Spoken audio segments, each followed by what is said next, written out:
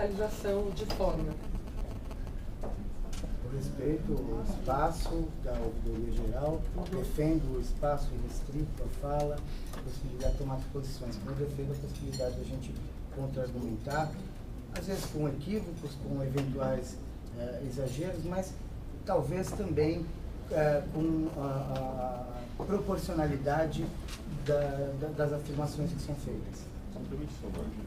Só para fazer o registro, registrar a presença do nosso conselheiro, Pedro Antônio Avelar, lá das terras de Araçatuba, diretamente para o Conselho Superior. Honorário. A gente acha que, inclusive, foi ele que propiciou esse debate mais acalorado. A influência do Pedro Avelar. Chato de bilinguismo. Estava tudo tranquilo até o Pedro chegar aqui. Eu nem reconheci ele. Tanto Tanto que emagreceu. jovem, mais bonito e mais magro. Olha aí. Obrigado. Mas eu só queria fazer uma homenagem ao Pedro Avelar, só retomar essa questão, só para fazer um apontamento. Eu acho que é muito importante que o debate ele acaba trazendo à tona posturas, eventualmente, que acabam causando uma impressão negativa aos ouvidos de quem ouve. Então, acho que talvez a gente tenha que ter um cuidado maior nosso, de todos nós, nessa forma de fazer as nossas ponderações, preservando sempre a possibilidade da impressão alheia estar correta e a nossa estar equivocada. Acho que a partir dessa premissa que eu posso estar errado, permite... Você sabe o que falou, mas nunca o que o outro ouviu. Exatamente, permite que o debate flua de maneira mais serena dentro do que é possível, mas sem desprezar que o debate é feito disso, de ideias antagônicas e que tem que se justapor. Então, acho que esse tema tem uma cara para todos nós, acho que é um tema que a gente pode avançar muito. A posição da Corregedoria, do meu ponto de vista, vai ser fundamental aqui, o olhar da Corregedoria sobre esse processo. Eu acho que a Márcia, como ninguém mais nesse conselho, tem toda a experiência a partir da análise dos processos correcionais e do impacto disso na pessoa do processado, mas também na ótica da administração e da idoneidade do processo. Então, eu acho que vai ser muito importante o olhar da Corregedoria sobre essa questão. E o meu voto foi uma tentativa de buscar um caminho de construção. Pode não ser o melhor voto, pode ser muito aprimorado, mas foi uma tentativa de buscar um caminho de balanceamento de valores aí envolvidos e que possa ter segurança jurídica para ser levado adiante. Uma outra consideração? Então, concedida a vista a conselheira Márcia Regina Garuti.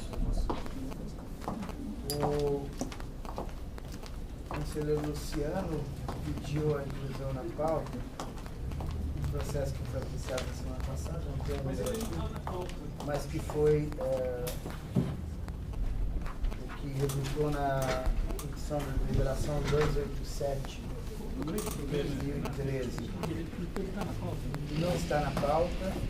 Eu queria consultar os conselheiros se alguém queria que tem voltasse alguma para a pauta formalmente, antes da gente discutir novamente. Tá. Que a gente Discutir inclua novamente. é o processo da alteração da sistemática das deliberações. A relatora foi a conselheira Márcia. As gratificações. Você sugeriu, Luciano? Não, isso que eu estou falando. Eu gostaria de a gente voltar essa discussão com ele formalmente na pauta, publicado. Vamos deixar para a próxima Não há sessão. nenhuma posição. Não? É porque me pareceu que eu via uma pressa de finalização. Não, sim, é que eu acho que na verdade acho que ficou pendente, e aí talvez seja possível, são algumas situações que estão são algumas situações que estão limites ali. A gente estabeleceu algumas regulamentações que estabelecem limites, duas gratificações daquela relação. Então o que a gente tem que fazer agora? Até o Conselho decidir o que a SUB pode fazer, tentar coordenar essas situações.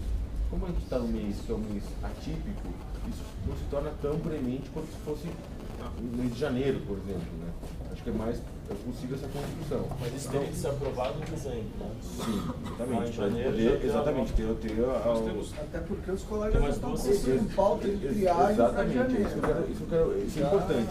Acho que a gente pegou o problemas momento. nesse sentido. O que a gente está fazendo agora, tanto a Juliana quanto eu, mas mais a Juliana, na capital a situação é mais facilmente contornável, dando soluções pontuais, caso a caso, que não são adequadas de permanecer em muito tempo, ou seja, até porque é a atribuição desse conselho regulamentar isso. Então o que a gente vai fazer até a votação disso é pontualmente fazer pequenos ajustes. Né? Agora o conselho teria que deliberar sobre isso, talvez na semana que vem. Então, acho que é mais um tempo, inclusive, para os conselheiros refletirem a respeito. Mas eu acho que a gente pode, até porque, não, semana que vem tem mais 2 sessões ainda, né? Mas acho que seria importante, pelo menos semana que vem, a gente conseguisse ter um caminho definitivo sobre isso. Agora, como que a gente operacionaliza? O processo vem a pauta difícil? Você Volta a pauta. Anota então, A Sara? Juliana tinha feito uma compilação de algumas anotações. Fez. Isso seria interessante. Tá, ela pode já. transmitir. De todo modo, acho que para a sessão também ser produtiva, seria importante os conselheiros já fazerem as grandes questões em relação àquele dispositivo que teve a eficácia suspensa. Obrigatoriedade. Porque o assunto de obrigatoriedade ficou Eu acho que essa é a questão, essa questão, saber que como operacionalizar, como o que é dosar isso, obrigatório. né? Como dosar isso. Tem algumas coisas que Eu tenho uma dúvida, na verdade é uma dúvida rápida. Eu não estive, infelizmente, por motivos de saúde, presente à última sessão.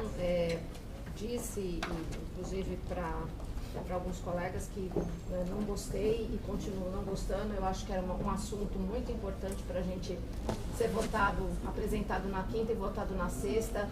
Nós do Conselho temos conhecimento do que se passa aqui, a carreira não tem, e eu acho que fundamentalmente os conselheiros eleitos têm essa obrigação, esse compromisso com a carreira, de dar essa oportunidade para a carreira conhecer mais do que ninguém. Então, quero deixar aqui minha posição externada. Realmente fiquei bastante descontente, não era nem a questão dos índices, não era isso, é a forma mesmo como isso veio ao Conselho e foi votado. Depois disso, eu tenho uma dúvida e acho que os senhores podem me esclarecer. Aqui no parágrafo 1º do artigo 4º, parece-me que está suspensa a discussão apenas do parágrafo 3º. E o parágrafo 1º diz que deverão desempenhar as 2 atividades. Isso foi votado, será mantido e a discussão será apenas do parágrafo 3º? Eu quero... Ou existe uma implicação em se discutir o parágrafo 3º que tem pode... uma exceção também, né, Franciane, quando o número é suficiente, quando o número de colegas para atividade... Aí nós vamos trabalhar com a exceção. A minha discussão a regra foi imposta, deverá é deverá. Nós não vamos discutir. Então nós vamos criar, e essa é a minha opinião hoje, e eu espero fazer esse debate a semana que vem com os senhores. Ninguém discute aqui que a necessidade de se desempenhar as tarefas que é do defensor público. Isso é pressuposto. Eu acho que a forma como foi colocada, esse deverão desempenhar 2 atividades que são gratificadas, eu acho que todo esse contexto, para mim, esse concerto, me parece que, na minha modesta opinião, está meio equivocado. Poderia ser feito depois da designação, acho que como é feito hoje na questão do mutirão e várias outras situações que nós temos de emergência, que a administração acha essa solução. A minha preocupação a partir do momento que nós colocamos deverão, tudo que virá do resto é uma composição, porque a regra já está dada. Na verdade, o deverão Mas isso não foi aprovado. O deverão está restrito... A minha dúvida é se está aprovado deverão, ou não, está mas aprovado. só uma ponderação. São 2, né? Não. O deverão está restrito a 2 Foi atividades. aprovado, Sim, mas foi para sim, suspenso. Não é isso que está dizendo. Desculpa. O que está dizendo é que está suspenso só o parágrafo 3º. E o deverão está no parágrafo 1º. Então, mas o deverão implica a obrigatoriedade. A obrigatoriedade não foi votada. Não, o que eu Isso que eu posso quero saber. fazer uma ponderação? O que está previsto no parágrafo 1º, que foi consenso do Conselho, a primeira ponderação que eu faço, exatamente isso. A primeira ponderação que eu faço é em relação ao nós todos, nós, administração, Conselho, consumimos pelo tempo. Havia possibilidade, como aconteceu de fato, de uma sanção naquele dia e criar uma situação de difícil configuração, que era a manutenção de um sistema que teria sentido na dinâmica anterior e perderia completamente sentido na dinâmica atual, ou seja, havia necessidade urgente para que a eficácia da lei viesse junto com a deliberação. Isso era evidente, ou seja, havia uma necessidade para que a lei viesse a entrar em vigor no 1º dia de dezembro, como de fato aconteceu, e pudesse ter reflexo no 13º, assim como aconteceu com os servidores, ou seja, a mudança era premente. O que esse dispositivo fala, em relação a esse parágrafo primeiro, é da necessidade de que haja duas atividades em relação, ou seja, não necessariamente que essas duas, quais serão essas duas atividades, mas que haja um limite para essas atividades, ou seja, que você não possa estabelecer de maneira desequiparada defensores que façam 3 atividades de especial dificuldade, 4 atividades de especial dificuldade, enquanto outros façam 2 atividades de especial dificuldade. É estabelecer uma equalização do número de atividades de especial dificuldade desempenhadas de maneira perene, de forma perene, aquelas atividades que são realizadas cotidianamente por cada defensor. Quais serão essas atividades? É isso que está suspenso. Quais serão as atividades que são desenvolvidas de maneira obrigatória? Porque é importante lembrar, há uma confusão na carreira do que é atividade de especial dificuldade e uma confusão com a atividade extraordinária. Não tem nada a ver uma coisa com a outra.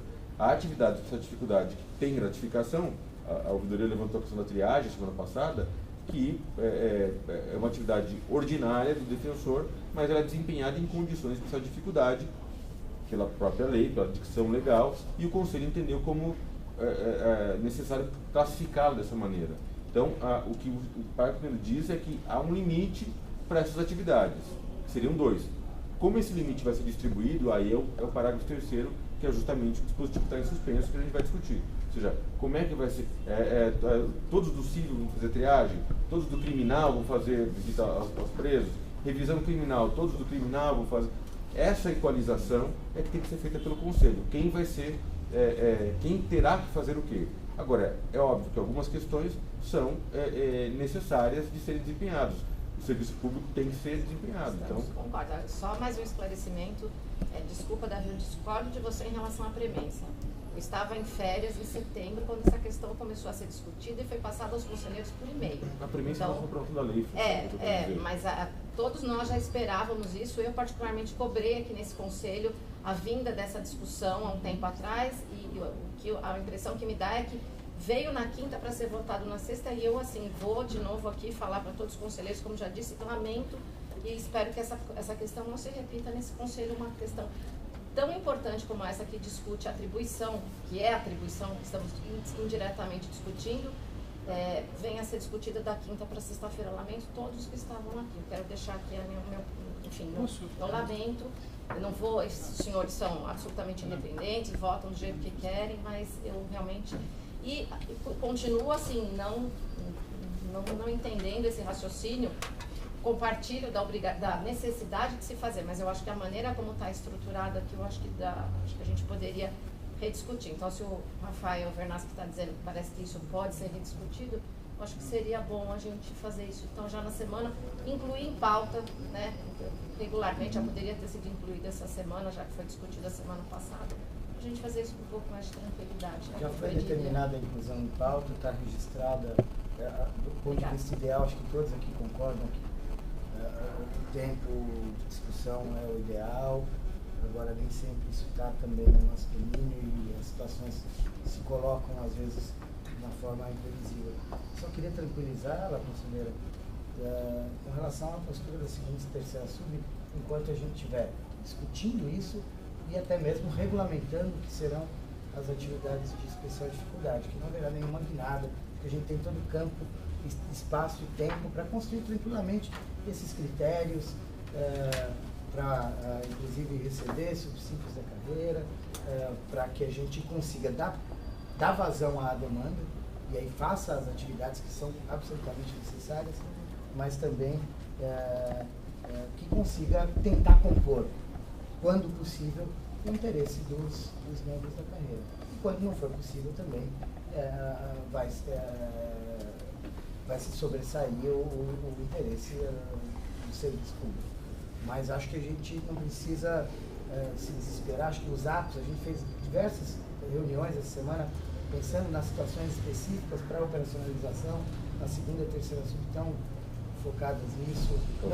E não haverá nenhuma guinada que não passe com tranquilidade em relação às atividades materiais aqui pelo Conselho. Então, se isso te serve, é algo que eu posso adiantar, que isso tudo vai ser discutido com calma quando a gente tiver a apresentação do projeto sobre visitas, que eu acho que é de fundamental importância para a instituição, visitas aos estabelecimentos prisionais e de internação.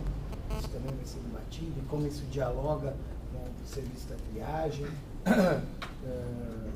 Então, há motivo para a gente dizer que atropelamos o interesse da carreira aqui ao apreciar a deliberação.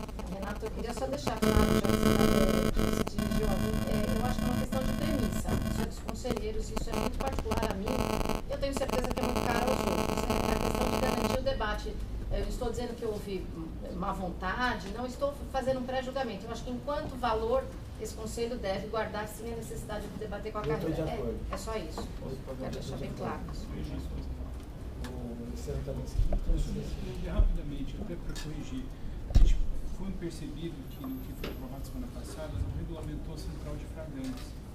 E há uma válvula de escape na própria deliberação que foi apresentada de um ato de PG para isso. E nós temos essa semana toda já de trabalho sem essa previsão de pagamento de gratificação relativamente à atividade. Porque ele é autônomo, a do flagrante é autônomo. Ela está vigendo plenamente. Está fora da 109. Então ele está vigendo plenamente. Eu achei que dentro do ela percentual deveria... antigo ainda. Então ela está regulamentada por ato da PG? Por ato da deliberação. A deliberação que regulamentou o flagrante. A deliberação específica que tratou sobre. Porque a deliberação... Gerou uma certa... Assim, quando eu vi que não estava lá, não não centralizou tudo numa mesma coisa. Foi esquecimento que, de fato, a gente não tinha percebido que há uma única previsão que foge a 109, que é o flagrante. A regulamentação. E aí, não vai a gente vai propor, exatamente, a gente vai propor. Poderia unificar.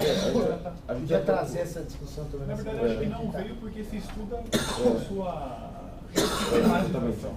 Eu pessoalmente acho que essa discussão ela vai acabar tendo vários pontos de contato quando a gente se debruçar sobre a política de atendimento ao preso provisório e essas visitas que já estão previstas. Mas, de fato, foi um esquecimento mesmo de ter uma proposta. Mas... E as reflexões que eu falei sobre isso, eu farei semana que vem, sobre revisão criminal, a gente precisa dar uma pensada sobre os formatos de regulação. A proposta, ela traz tanto para aquilo que foi chamado de obrigatório, a válvula de escape, de havendo número suficiente, a gente não ter que convocar todos, como para facultativa também, é o outro lado da moeda, quando não houver o número mínimo de defensores inscritos para atividade da designação. Então, eu acho que ela é equilibrada nesse sentido e a ideia da administração, de forma nenhuma, é deixar de considerar a manifestação de vontade dos defensores. Isso é um limite quando não há a possibilidade de cobertura daquela atividade. Só para avisar, Renato, vou apresentar uma proposta de redação para a gente tentar discutir em cima disso. Então, eu tento mandar ainda essa semana, vocês têm a GE, né, nessa semana, acho que a FADEC convocou. Então, na terça-feira. É legal a gente pensar algumas coisas sobre isso, eu me comprometo a apresentar. Antes da GE? Sim, eu posso mandar nesse momento. Só para deixar registrado, em relação à fala da conselheira Franciane, eu concordo com tudo que foi dito. Eu, como conselheiro, não fui o proponente da proposta trazida, não tinha como fazer esse juízo aí de conveniência de quando trazer ou não. E sou sincero para dizer que naquele momento, e da maneira como foi colocado o projeto e as condições, eu como conselheiro não tive ombros para dizer não absoluto à proposta e por a perder aí a incidência do 13º, a incidência do projeto no 13º depois de toda uma mobilização da carreira. Então, não tive mesmo estofo para dizer não, mas acho que acabei encontrando uma condição aí salomônica de aprovar-se os percentuais para permitir a discussão depois da sistematização, mas eu concordo plenamente com você que o regimento interno não foi aí tido como sacro, né? Mas da publicidade, toda aquela discussão que a gente fez hoje aqui. Né? Mas acho que a solução, no fim das contas, Acabou acabou permitindo que a gente tenha um espaço para discussão no que diz respeito às atribuições e também conseguindo definir algumas questões que poderiam ser prejudiciais mesmo da sanção. Eu queria também aproveitar até a fala do Zé Macedo, da Franciane, e também acho que deixar registrado isso, porque eu acho que de fato teve aquela urgência, né, a questão da sanção que surgiu naquele momento. Eu entendo essa urgência por parte da administração, mas por um outro lado também a gente ficou quase um mês com isso poderia ter vindo para o Conselho para a gente ter discutido com mais calma. Mas na sessão anterior eu estava presente e me senti tranquilo para a gente aprovar do jeito que a gente aprovou. Não me arrependo, eu acho que era a decisão que tinha que ser tomada, justamente porque o que a gente definiu foram os índices. E os índices, de certa forma, a gente, informalmente, pelo menos, houve um diálogo com os conselheiros, que foi até o que viabilizou o envio do projeto de lei para o Executivo, foi até a conversa sobre esses índices, para a gente poder ter uma sustentabilidade do orçamento. Então, quanto aos índices, eu estava tranquilo, já sabia de antecedência, eu acho que foi parte de negociação da administração com o Conselho, que viabilizou até o encaminhamento. Então, eu me senti muito confortável em aprovar os índices e agora em deixar para as sessões seguintes a questão da sistemática, da obrigatoriedade. Agradeço a colocação do conselheiro e acho que, de fato, foi uma solução que nos permite ter essa conclusão. Não sei se existe a possibilidade de apreciação de alguma outra proposta aqui. Existe algum estágio, um estágio probatório, 2 relatórios de núcleo. Dentro do núcleo aqui, Vamos tentar tirar da frente esse, então, Luciano?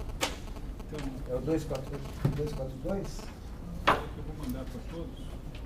Eu até ia propor o seguinte: como eu faço referência a documentos contidos no relatório aqui, eu queria mudar um pouco a sistemática de leitura desses relatórios aqui, né?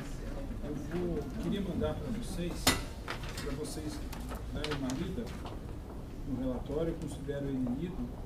Eventualmente, se tiver alguma dúvida, eu tiro a dúvida. Aí dá um prazo de 5, 10 minutos para não ficar uma leitura. Porque está grande o relatório. Está grande. Cheio de minúcias, é do núcleo de infância e juventude. Eu estou sendo pormenorizado nas atividades que foram narradas. Se vocês me permitirem, dou por lido. A gente suspende por 5, 10 minutos de sessão para que vocês possam ler e aí a gente volta a debater isso aqui. Mas não dá na mesma, Luciano, você lê, a gente ficar lendo. Porque aí não dá, não tem que ficar lendo. Acho que daí, mas se a gente vai ter que ler tudo, aí pelo menos o público também pode acompanhar a leitura, eu acho. Vocês que sabem. Por mim, é o 242? Da relatório semestral do núcleo especializado da infância e juventude. Estou abrindo aqui meu notebook para mandar para vocês, tá? Presidente, 348 também está pronto, viu? Se quiser depois colocar, que é o meu. 348 também está pronto, se quiser. Ok.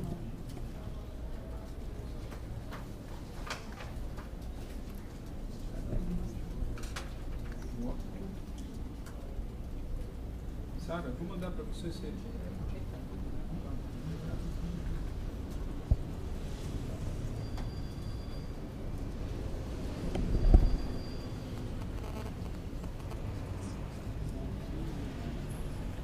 Já foi. Posso falar? Falar. Trata-se de relatório semestral de atividades no Núcleo Especializado da Infância e da Juventude, referente ao período de outubro de 2012 a março de 2013, apresentado pelo seu coordenador, defensor público Diego Tevale de Medeiros, para análise desse colegiado em 19 de agosto de 2013, com observância do disposto na deliberação CSDP número 83 de 2008, no quanto toca a sua forma e conteúdo. O coordenador informou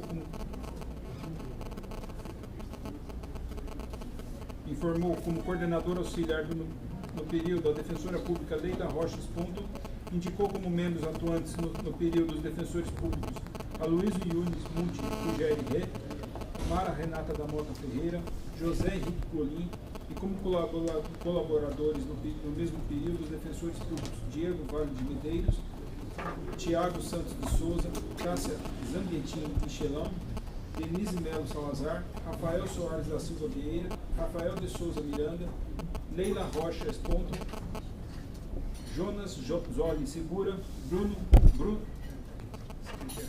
Bruna Rigo Leopoldo Ribeiro Nunes, Bruno César da Silva, Fernanda Cacavalli Macedo e Gustavo Rodrigues Minatel.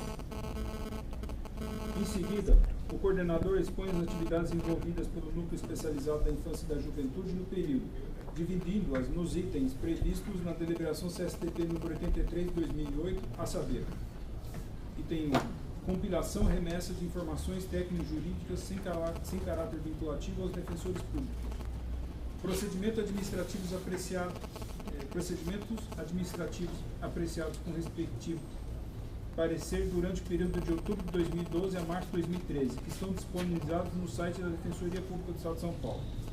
Aí cito os pareceres. Parecer sobre a atuação na área civil no exercício da defesa da criança e do adolescente, referente ao PA, Núcleo Especializado em Infância e Juventude, número 03 de 2013.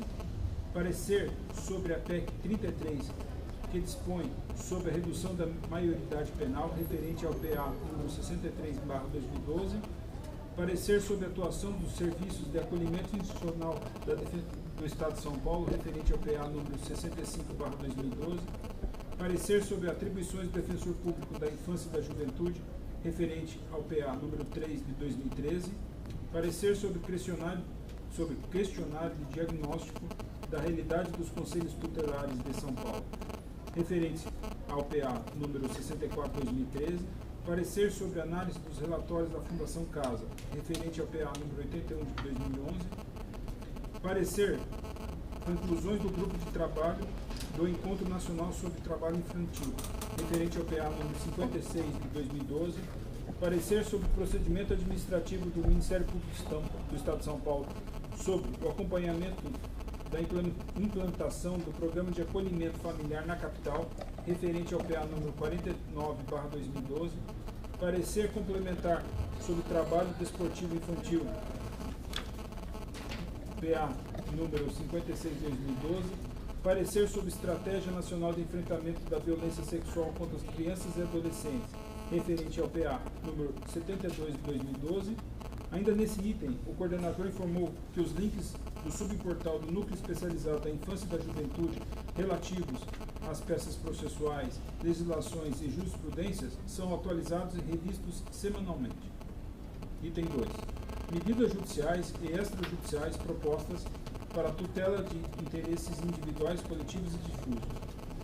O coordenador observou que o Núcleo Especializado da Infância e Juventude propõe habeas corpus em favor de adolescentes internados em unidades da Fundação Casa, onde ainda não há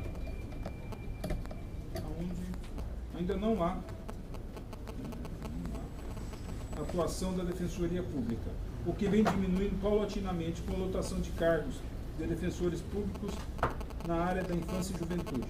Também informou que, através do projeto Mães em Cárcere Convívio, a atuação conjunta com diversos defensores públicos para o exercício do direito à convivência familiar das crianças e dos adolescentes que possuem mães no sistema carcerário.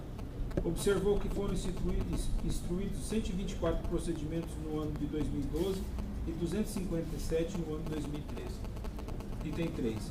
Realização do intercâmbio em conjunto com a Escola da Defensoria Pública do Estado de São Paulo entre os órgãos de execução e de atuação da Defensoria Pública do Estado, objetivando o aprimoramento das atribuições institucionais e a uniformidade dos entendimentos ou teses jurídicas. Projeto Defensoria Pública e Conselho Tutelar, unidos pela defesa dos direitos das crianças e dos adolescentes. O coordenador observou que o projeto enaltece a necessidade de aproximação da Defensoria Pública com os conselheiros tutelares, integrando os órgãos e incentivando o fortalecimento da rede de defesa e consolidação de uma política de qualificação, e passou a elencar os procedimentos afetos ao projeto em questão. PA número 11 de 2012, projeto Defensoria Pública e Conselho Tutelar com a Regional de São Carlos, PA número 11 de 2012, projeto da Defensoria Pública e Conselho Tutelar com a Regional de São Carlos também. É repetido, né?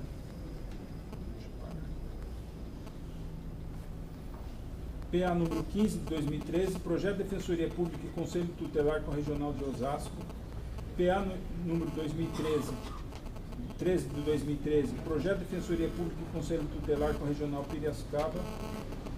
Se bem que aqui não é regional, né? Apesar do PO está escrito regional, né? Unidade Piracicaba, né? Mas estava assim no relatório, tá? PA número 17 de 2013, projeto de Defensoria Pública e Conselho Tutelar com as regionais ABCD e Guarulhos. 2.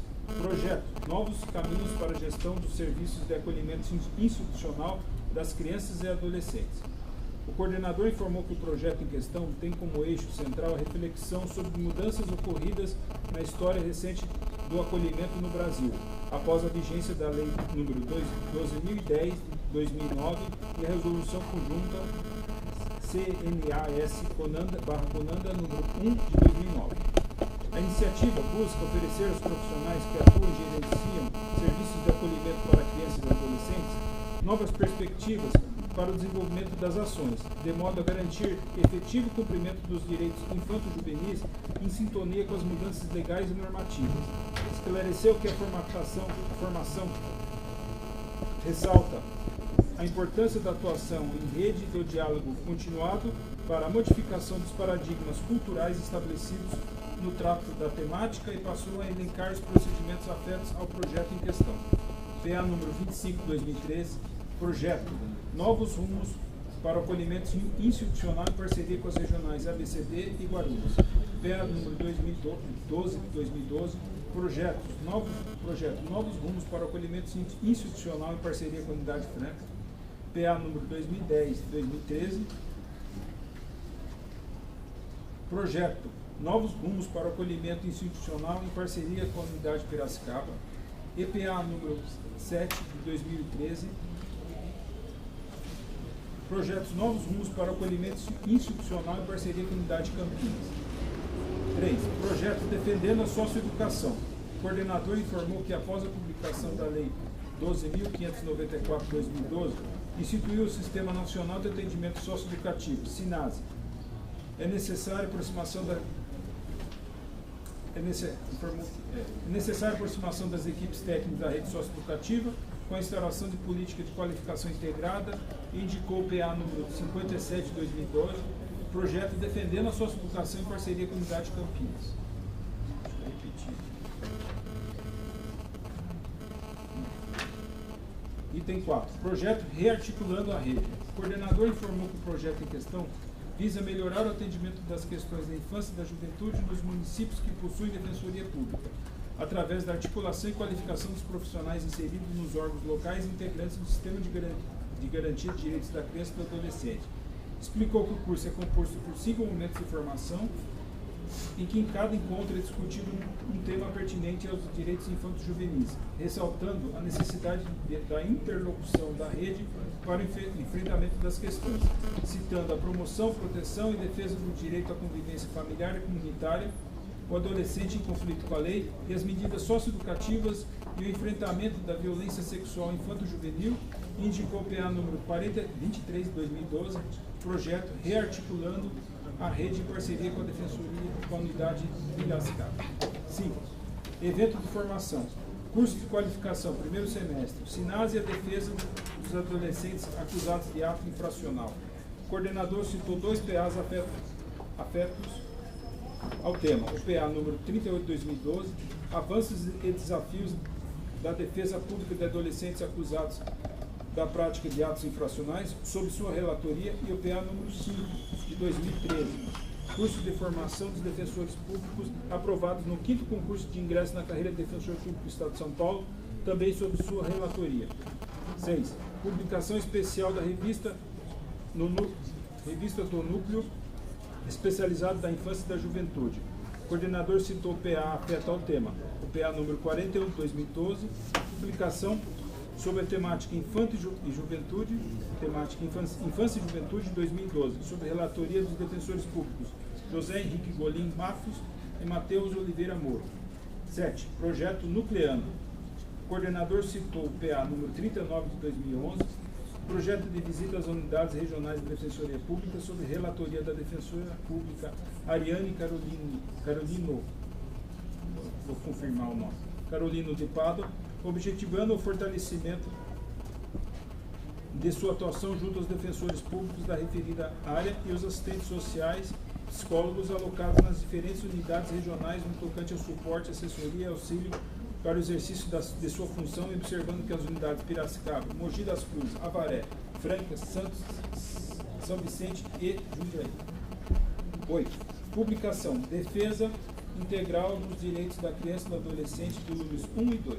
O coordenador informou que as tiragens de 10 mil exemplares de cada volume foram distribuídas para todos os defensores públicos e parceiros da rede.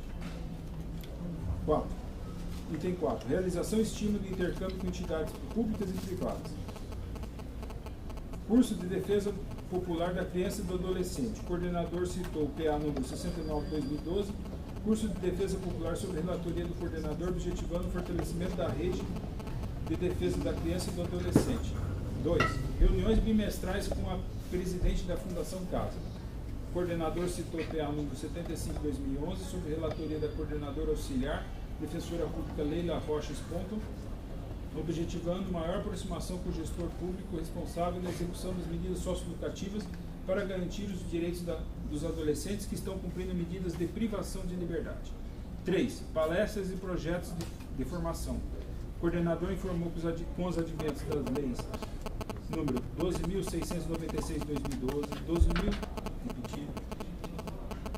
número 12.435 de 2012 e o processo de conferência dos direitos das crianças e dos adolescentes, a quantidade de convites e participação dos integrantes do núcleo especializado da infância e da juventude nos eventos de formação vem crescendo consideravelmente. Projeto Mães do Cárcere. O coordenador citou o PA número 44 de 2011, projetos Mães do Cárcere, objetivando o atendimento das mulheres encarceradas grávidas e ou com filhos acolhidos para crianças e adolescentes.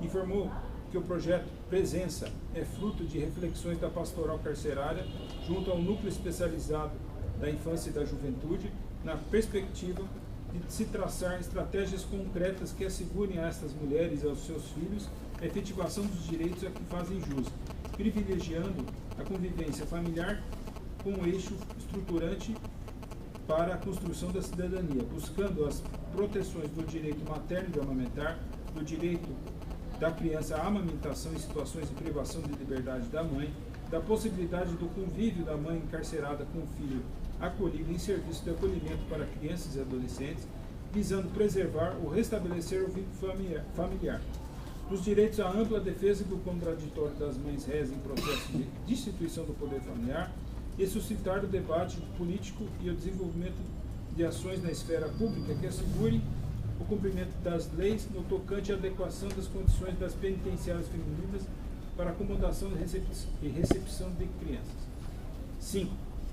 Representação da instituição perante os conselhos e demais órgãos colegiados, por qualquer de seus membros, por designação do defensor público geral.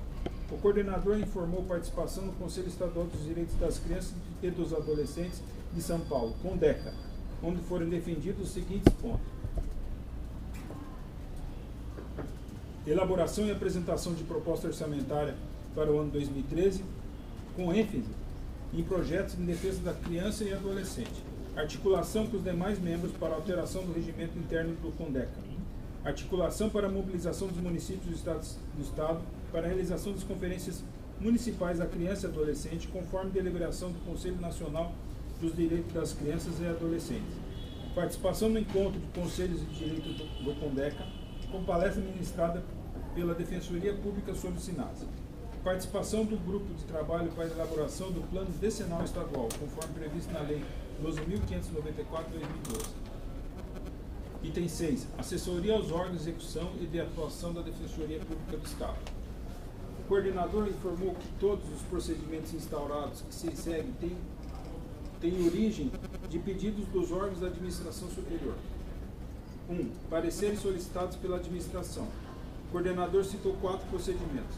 O PA número 22/2013, sob relatoria do coordenador, realidade da demanda das ações judiciais de direito à educação, cujo parecer foi aprovado. PA número 21/2013, sob relatoria da defensora pública Mara Renata da Mota Ferreira, que refere-se a termos de cooperação e planos de trabalho do ajuste que se pretende celebrar com a Secretaria de Saúde e a Secretaria de Segurança Pública, cujo parecer ainda não havia sido apresentado. PA número 20/2013, sob relatoria do defensor público Rafael Soares da Silva Vieira, fluxograma de SMADS, onde repassam aos conselheiros tutelares a responsabilidade de requisitar vaga de acolhimento institucional à Central de Atendimento Permanente de Emergência, cujo parecer ainda não havia sido apresentado. PA número 3/2013, sob relatoria do defensor público Luiz Nunes Monterrey, atribuições do defensor público da infância e da juventude, exercício dos interesses da criança e do adolescente, impossibilidade de nomeação para defender interesses da criança e dos pais quando a colidência de interesses, cujo parecer foi aprovado. Item 2. Acompanhamento trimestral das nomeações relacionadas à infância e juventude através dos procedimentos administrativos.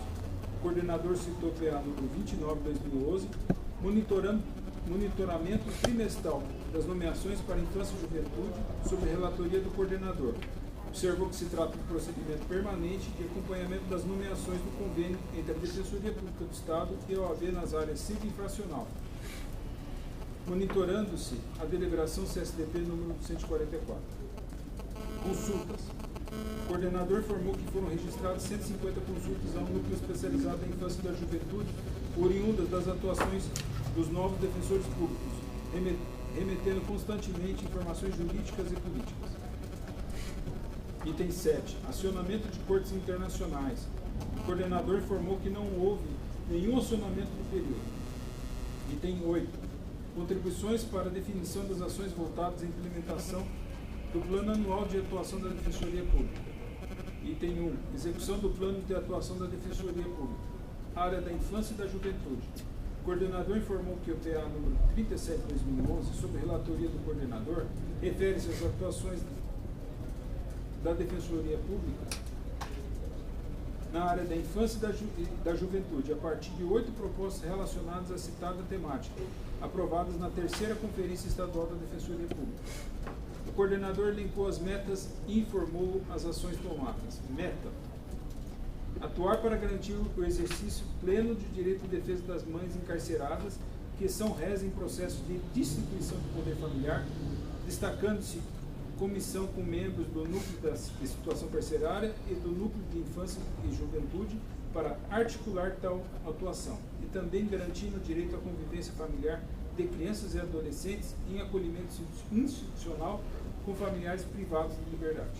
Ação: execução do projeto Mães do Cárcere, observando que o projeto é fruto de reflexões da pastoral carcerária junto ao núcleo da infância e da juventude, na perspectiva de traçar estratégias concretas que assegurem a estas mulheres e também aos seus filhos a efetivação dos direitos a que fazem jus, privilegiando a convivência familiar como eixo estruturante para a construção da cidadania.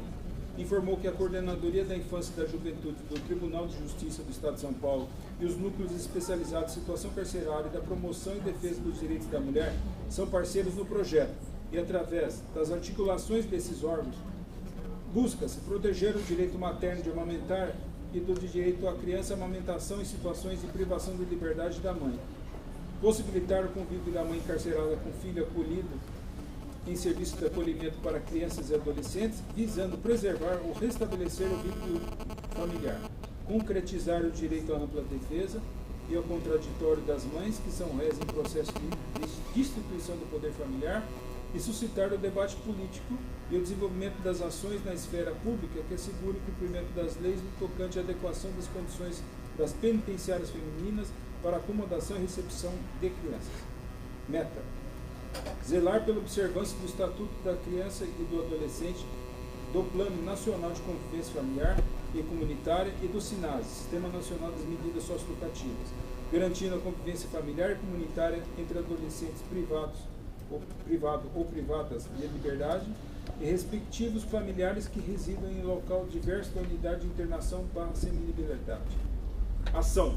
Execução do projeto defendendo a socioeducação, observando que o projeto tem por objetivo a efetiva melhoria do atendimento oferecido pelos serviços de proteção social e adolescentes em cumprimento de medidas socioeducativas de liberdade assistida e de prestação de serviços à comunidade em sua dimensão jurídica, política, pedagógica e social, por meio de formação dos profissionais que atuam nos referidos serviços e nos demais órgãos que com ele possuem interface. Através de palestras e debates, a discussão de modelo municipal vigente de atendimento socioeducativo, com vistas a indicar estratégias para seu aprimoramento à luz do Sistema Nacional de Medidas Socioeducativas, SINASE, e de outras normativas nacionais, notadamente da assistência social. Meta. Atuar para garantir o adequado funcionamento dos conselhos tutelares, incentivando o aperfeiçoamento e reforma da legislação municipal acerca da atuação do conselho tutelar, tanto no aspecto material quanto na capacitação. Ação. Execução do projeto de defensoria e conselho tutelar, unidos pela defesa de crianças e de adolescentes, observando que o projeto tem como eixo organizador a propositura e discussão de temas jurídicos e sociais que sejam efetivamente funcionais na prática cotidiana do conselheiro tutelar, tendo como alicerce conteúdos que contribuam na sua formação e informação. Meta. Articular junto ao poder público e, se necessário, postular via ação civil pública a implementação do Sistema Único de Assistência Social, SUAS, para atender a demanda da população. Ação. Execução do projeto integrando as assistências social e jurídica, observando que o projeto busca destacar a importância da dimensão socioeducativa da política de assistência social no acesso à justiça. Meta. Garantir o aumento do número de defensores públicos com atuação exclusiva na área da infância e juventude civil e infracional, em especial nos municípios onde houver unidades de privação de liberdade, estimulando a efetiva integração operacional dos órgãos do Sistema de Garantia dos Direitos e especialização das varas e delegacias da infância e juventude. Ação. Participação ativa do núcleo da infância e da juventude nas reuniões sobre distribuição de novos cargos de defensores públicos. Meta. Articular com o poder público executivo e, se necessário, judicializar para a implementação e ampliação de serviços de saúde mental, Unidade Básica de Saúde, CAPS, infantil e AD, programas preventivos, leitos hospitalares para desintoxicação e outros serviços de rede de atenção à criança e ao adolescente, conforme critérios definidos pela normativa do Ministério da Saúde. Sobre essa meta, o coordenador informou, entre aspas, em planejamento. Meta. Fortalecer a rede hospitalar, abertura da unidade básica de saúde e hospitais com atendimento especializado em violência sexual contra a criança e adolescente, contratação de profissionais qualificados nesse tipo de atendimento, expansão do serviço de perícia sexológica e atuação da Defensoria Pública para articular a implementação do Programa de Proteção à Criança e Adolescente Ameaçado de Morte, PPCAM. Ação. Realização de discussão interna sobre serviços públicos de saúde com indicativo de instauração dos procedimentos e a participações dos coordenadores do Núcleo da Infância e Juventude como integrantes da Comissão Estadual do PPCAM. Meta. Garantir a participação da Defensoria Pública na construção do orçamento, visando a efetivação da prioridade absoluta da formação de políticas públicas às crianças e adolescentes, incentivando, inclusive promovendo ações em face do poder público, com o intuito de definir percentual específico no orçamento da política integral da infância e juventude. Ação. Permanente articulação com as casas legislativas em esfera estadual e federal, em especial com mobilização política sobre a redução da maioridade penal e responsabilização progressiva. Item 9. Atividades de informação e motivação da população carente, inclusive por intermédio dos diferentes meios de comunicação, a respeito de seus direitos e garantias fundamentais. O coordenador citou o procedimento administrativo número 29 de 2012 sob sua relatoria relativo ao projeto de campanha para entrega protegida de bebês para fins de adoção, com o objetivo de desmistificar o tema para evitar o abandono. Afirmou que o projeto estaria em fase de execução de suas recomendações, com o intuito de elaborar folder de divulgação sobre a presente temática. 2. Ampla divulgação na rede virtual das notícias da área da infância e juventude. 3. edição e divulgação do material, entendo suas. Item 10.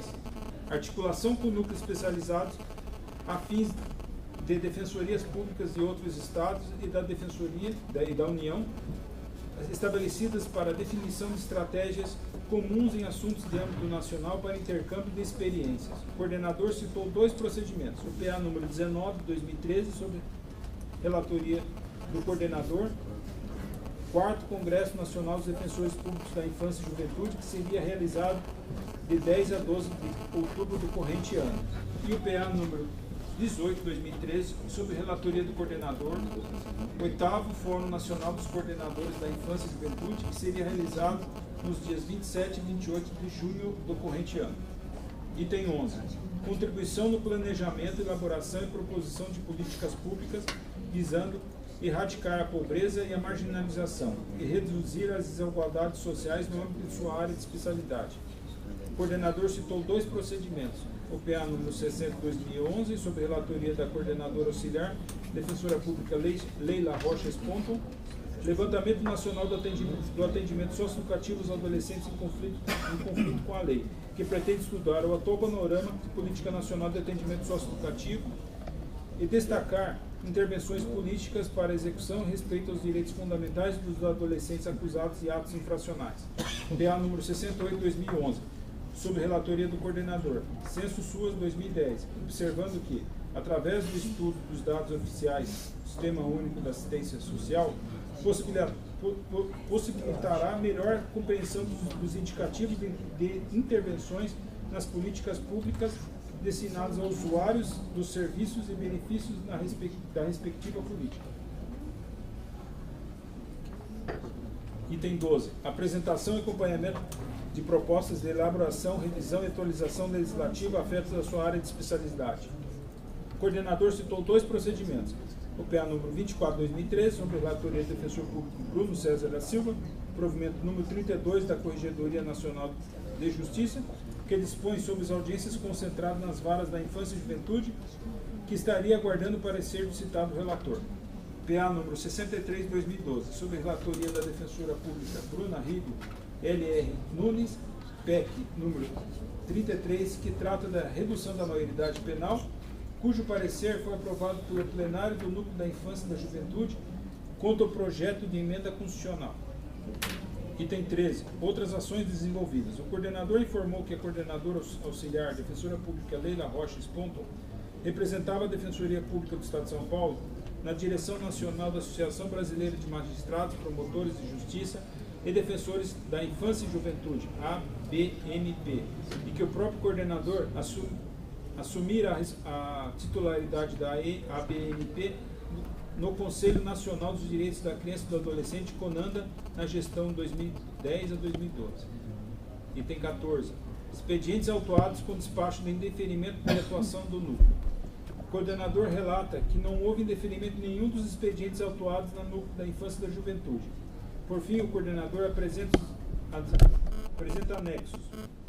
São portfólio dos projetos desenvolvidos, por sinal, programação do curso de defesa popular da criança e do adolescente, programação do curso de formação para defensores públicos e publicações do núcleo, defesa integral da criança e do adolescente e recomendações. Essas são as atividades desenvolvidas pelo núcleo no período. Ressalto por oportunas intensas atividades envolvidas pelo núcleo da infância e da juventude no período. No mais, entendo que as atribuições do núcleo especializado da infância e da juventude estão de acordo com a competência estabelecida pelo artigo 53 da Lei Complementar número 988 de 2006 e pela deliberação CSTP número 38 de 2007, e voto pela aprovação do relatório semestral de atividades referente ao período de outubro de 2012 a março de 2013, nos termos e pelos motivos aqui expostos, submetendo ao colegiado para apreciação. Desculpe os erros portugueses que serão